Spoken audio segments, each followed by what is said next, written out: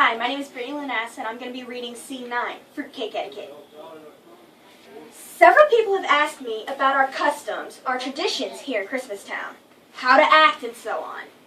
I never thought we acted any different from people in 1,000 other towns and cities, but then it occurred to me that maybe you'd like to hear someone else for a change, someone with more actual facts on the subject. I'd like to call Professor Holly up to the podium now. Good evening. Good evening. How can I be of service? The people want to know a bit more about Christmastown, our traditions, our manners, anything you care to expound on. Well, where shall I begin? I could speak to you all about our manners. You've probably heard about putting on your Christmas manners. Well, I'll tell you what we've learned through the years. You might want to make notes. First, on the subject of gift giving, it is more blessed to give than to receive. That does not include giving someone your opinion, the bum's rush, a fat lip, or anything contagious. Also, no matter how chintzy the present, do not write on the box. Remember, it's the thought that counts. Oh, I can see some of you have already tried that one. As for receiving gifts, be on your guard if you get a present with holes punched in it so what's inside can breathe. I think that's self-explanatory.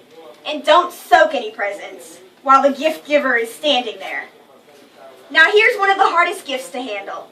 Fruitcake! What do you do with fruitcake? Every year you probably get 3 or 4 of the things, and no one I know is particularly fond of them. Well, here's an idea you might try. When those fruitcakes come in, just relabel them and send them out to someone else. One fruitcake, properly stamped and posted, could last for years. Sort of a holiday chain letter. Or you could wait for them to get hard and hang them on the front door. They make great wreaths. And if they get real hard, they can double as a door knocker. Now, as to the proper Christmas decorations, do not use other holiday decorations as substitutes for Christmas. The red, white, and blue tablecloth you use for your 4th of July picnic just doesn't work as a tree skirt. Not only is it not appropriate, but the kids will think they're getting sparklers in their Christmas stockings. If they don't, they almost always cry, although the dog is much happier. Now, as to having company over, I'll give you a little advice as to what you should or should not do. First, yes, you have to answer the door. I get that question an awful lot. And no, quarantine signs do not work. Oh, you've tried that one too? As your guests arrive, it is bad form to frisk them at the door. However, if they're leaving and you've noticed some silverware missing, you might give it a thought. Also, your guests might feel a bit uneasy if they have to go through a metal detector. Now, once your company has arrived, conversation is most important. Try to make them comfortable without giving them the impression that they can move in. And, as with other things, there are many conversational avenues you should never try. 1. Never compare your wife's mother to the main dish. In fact, it's a good idea never to compare her to anything that crawls. Also, don't try to get rid of your father-in-law by locking him in the bathroom. You may need the bathroom yourself before the day is over. Remember, in-laws, despite their eating habits, have feelings too. As for the actual Christmas meal, this can be a pleasant and fulfilling event, if you have enough to go around. If you think you're running short, keep a large can of chili on hand. If your guests are friendly, you can serve it. If they're not, you can throw it. Now, if you find you are a guest for a meal, there are several rules which might save you from embarrassment.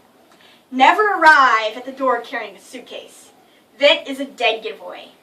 And, unless you want to end up the same, you'll leave it in the car.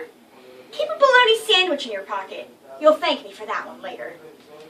And if the turkey is particularly dry, do not try dusting it off. Other traditions carry etiquette rules as well, such as decorating the Christmas tree.